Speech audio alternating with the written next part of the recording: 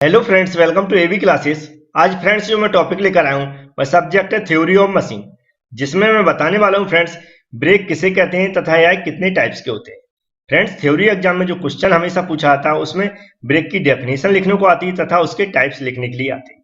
तो friends video पूरा देखें जिससे आप इसको अच्छे से समझ सकें।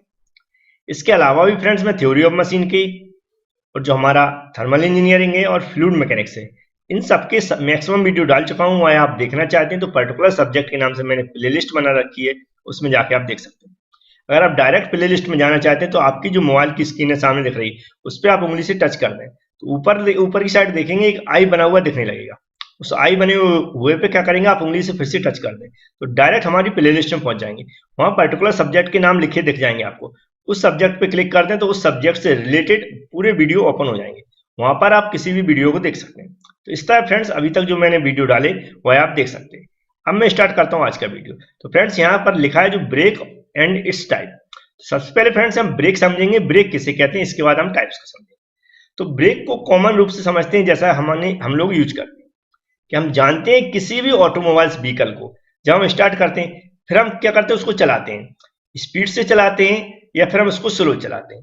लेकिन हमें ऐसी जरूरत पड़ती है कि उस व्हीकल्स को हमें रोकना पड़ता है या उसकी स्पीड को कंट्रोल करना पड़ता है। तो जब हमें इस व्हीकल्स को कंट्रोल करना होता है या फिर हमें क्या करना पड़ता है, स्लो करना होता है, तो मशीन के अंदर उस व्हीकल्स के अंदर एक ऐसा एलिमेंट होता है जिसको दबाकर हम उसकी गति को कंट्रोल कर सकते हैं या फिर उसकी गति को रोक सकते हैं। तो इसी मशीन एलिमेंट को हम क्या बोलते हैं फ्रेंड्स, ब्रेक बोलते हैं। तो जैसा मैंने फ्रेंड्स इसका यूज बताया उसी के आधार पर इसकी डेफिनेशन लिखी गई है। तो हम इसको अगर डिफाइन करें तो ऐसा कह सकते हैं कि ब्रेक एक ऐसा एलिमेंट है जो मूविंग मशीन मेंबर की गति को कम करता है या उसकी गति को रोकने का प्रयास करता है।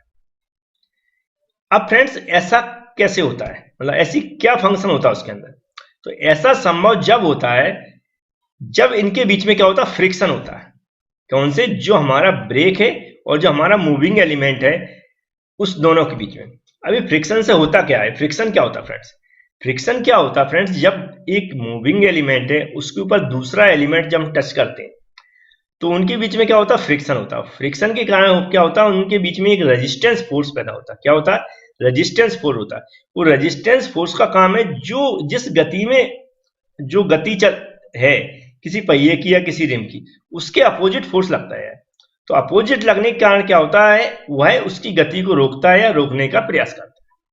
तो फ्रेंड्स समझ में आया होगा यार ऐसा क्यों संभव होता है, फ्रिक्शन के कारण संभव होता है।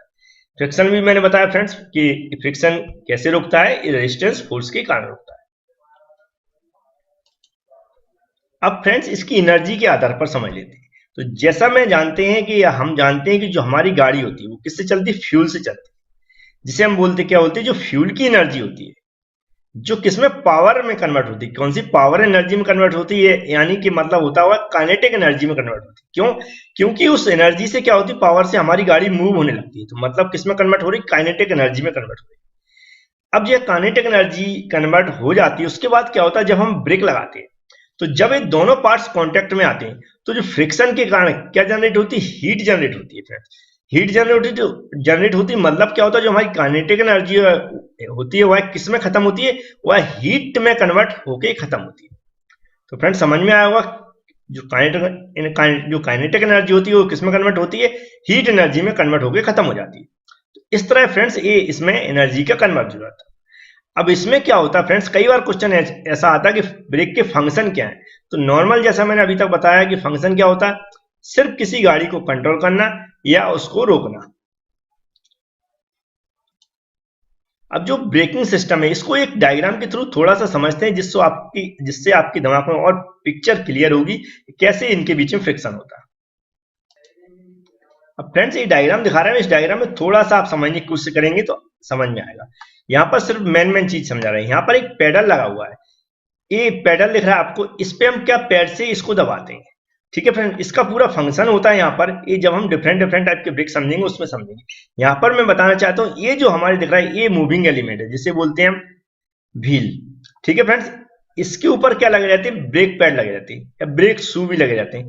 अलग अलग टाइप के ब्रेक होते हैं, उनके आधार पर ब्रेकिंग सिस्टम होता है। तो जब हम इस पेडल को दबाएंगे तो ये जो हमारे एलिमेंट रहते हैं, ब्रेक पैड बोलते हैं, ये इस पहिए पे क्या करते हैं, इन फ्रिक्शन होता, मतलब इनके ये पहिया मूव होता है इस तरह, तो ये जब लगेगा तो इन दोनों के बीच में क्या होगा, फ्रिक्शन होगा। तो जो रेजिस्टेंस फोर्स पैदा होगा वह क्या करेगा, इसको रोकने की कोशिश करेगा। तो फ्रेंड्स इस तरह का पूरा सिस्टम होता है ब्रेकिंग का। अब इसको हम जब 1 बाय 1 ब्रेक समझेंगे तो इसकी हम पूरी वर्किंग समझेंगे और क्या करेंगे, इसकी डेरिवेशन भी समझेंगे कि जो ब्रेकिंग टॉर्क होता है वह क्या होता है और कैसे निकाला जाता है। अब हम इसके टाइप समझते हैं और इसको क्वेश्चन को फिनिश करेंगे। अब फ्रेंड्स इसके टाइप समझते हैं, सिर्फ टाइप्स बताऊंगा फ्रेंड्स, यहाँ पर एक्सप्लेन नहीं करूंगा क्योंकि आगे मैं जब इसको 1 बाय 1 समझाऊंगा तो उसमें डिटेल समझाऊंगा। तो यहाँ पर एक चार्ट दिख रहा है आपको, इसको समझाने से पहले, क्योंकि यहाँ पर क्या बहुत इंपॉर्टेंट ब्रेक लिखे हैं जो हमने इसके सिलेबस के आधार पर, लेकिन इसको और थोड़ा डिटेल में समझते हैं।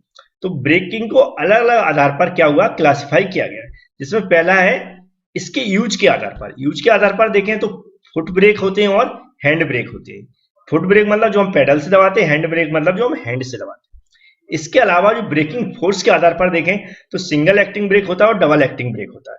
इसके अलावा जो ब्रेक गियर के आधार पर देखें तो मैकेनिकल ब्रेक होता है और पावर ब्रेक होता है। इसके अलावा फ्रेंड्स इसके नेचर के आधार पर देखें, जो पावर की नेचर होती है उसके आधार पर, तो वैक्यूम प्रेस ब्रेक होते हैं, एयर ब्रेक होते हैं, हाइड्रोलिक ब्रेक होते हैं और इलेक्ट्रिकल ब्रेक होते हैं। इस तरह के डिफरेंट टाइप के ब्रेक होते हैं। अब इसकी पावर रहती है जो ट्रांसफर होती है उसके आधार पर देखें तो डायरेक्ट एक्टिंग ब्रेक होते हैं और गियर्ड ब्रेक होते हैं।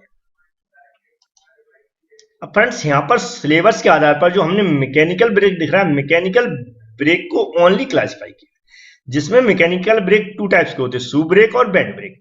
शू ब्रेक भी अलग अलग टाइप्स के होते हैं, जैसे एक्सटर्नल शू ब्रेक और इंटरनल शू ब्रेक।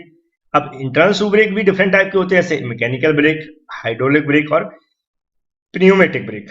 अब बैंड ब्रेक होते हैं, वो होते हैं बैंड ब्रेक और बैंड एंड ब्लॉक ब्रेक, मतलब सिंगल बैंड ब्रेक और बैंड और ब्लॉक ब्रेक। अब बैंड ब्रेक और जो हमारे बैंड एंड ब्लॉक ब्रेक भी सिंपल और डिफरेंशियल टाइप के होते हैं। तो फ्रेंड्स एक छोटा सा वीडियो होता है या 3 नंबर का क्वेश्चन समथिंग आता है, जिसमें मैंने एक छोटा सा वीडियो बनाकर आपको समझाने की कोशिश की, आपको इसको डिफाइन कैसे करेंगे और ये वाला क्लासिफाई कैसे करेंगे। फ्रेंड्स इसके अलावा और भी डिफरेंट टाइप के ब्रेक मैं बताऊंगा, तो आप वह वीडियो जरूर देखें। Thank you friends.